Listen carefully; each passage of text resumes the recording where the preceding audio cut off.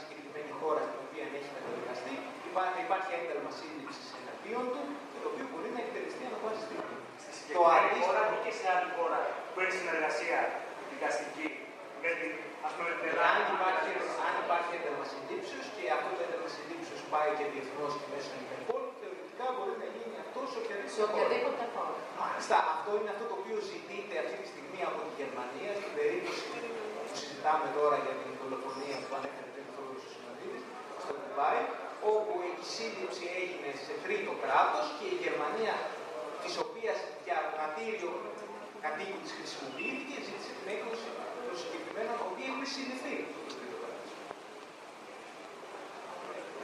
Το Ισραήλ έχει ζητήσει να μην εκδοθεί η Γερμανία. Άλλες ερωτήσεις ή απορίες? Ζόρπαλα. Με τόσα χρόνια και δεν με ξέρει. Όταν η Κορέα αποφασίζει και βάζει εμείς να πούμε για την υποκριτικό της Γάτου και στάει κατά πράγματα και είναι η κυβέρνηση αδιαφορούν όλες τις μέσα αδιαφορούν τι παραπάνω θα πετύχετε εσείς ωστόσο στα δικαστήριο είναι πιο χαμηλά από το ΟΗΕ. Τι θα πετύχετε παραπάνω από τι θα μου εξηγήσετε. Ενώ το ΟΗΕ του γράψει τα μέσα από το Ισραήλ και η κυβέρνηση τι θα πετύχετε παραπάνω εσείς με αυτό το δικαστικό αγώνα. Ακόμη και αν το θέλεις, για να σου απαντήσω πάνω στη βάση που το βάζεις εσύ, ακόμη λοιπόν και αν αυτή η κατώτερη βαθμίδα δικαστική εξουσία διαφορήσει, θα έχουμε πετύχει, αν μη τι άλλο, να εκθέσουμε και το ελληνικό κράτος και την ελληνική δικαιοσύνη.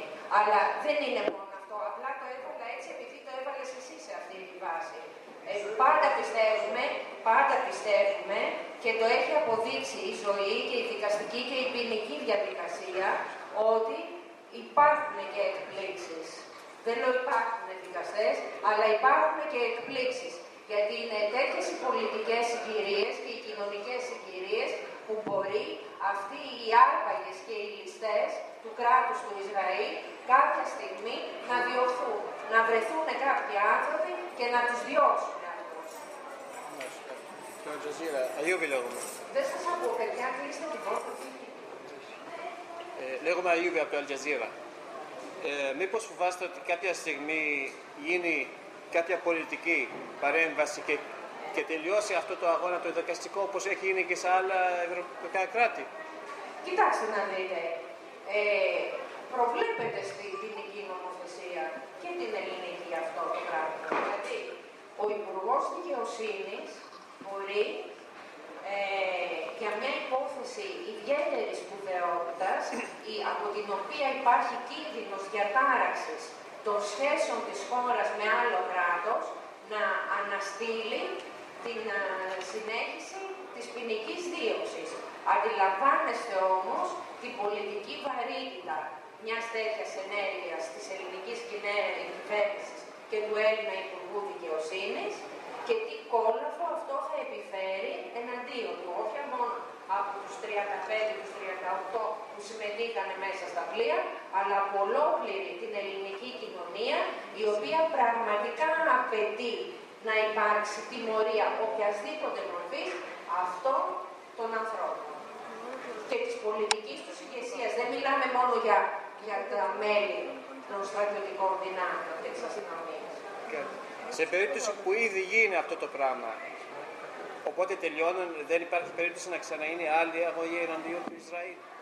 Έχουμε και άλλες δυνατότητες να προσφύγουμε και αλλού, να κάνουμε άλλου τύπου δικαστικές ενέργειες, αγωγές. Υπάρχουν. Όμως εμείς πιστεύουμε ότι είναι κάτι το οποίο η ελληνική κυβέρνηση, όσο και αν διατηρούσε καλές σχέσεις με το κράτος του Ισραήλ και είχε και κοινές στρατιωτικές ασκήσεις μαζί του, σε αυτή την περίπτωση, επειδή έχουν διαπραχθεί βαρύτατα κακουργήματα κατά Ελλήνων πολιτών, δεν μπορεί μέσα σε όλα όσα αντιμετωπίζει αυτή τη στιγμή με την ανάλυση οικονομική και κοινωνική πολιτική της, να ξεκινήσει και ένα τέτοιο πράγμα. Αυτό το πιστεύουμε και θα παλέψουμε, αν γίνει κάτι τέτοιο, θα παλέψουμε εμείς για να το ανατρέψουμε με άλλους τρόπους, με άλλες μεθόδους.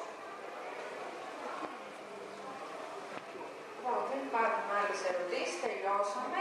Σας ευχαριστούμε πάρα πολύ και ελπίζουμε στο τέλος της εβδομάδας ή αρχές της επόμενης να κατατεθεί η μήνυση και θα σας ενημερώσουμε σχετικά με τελική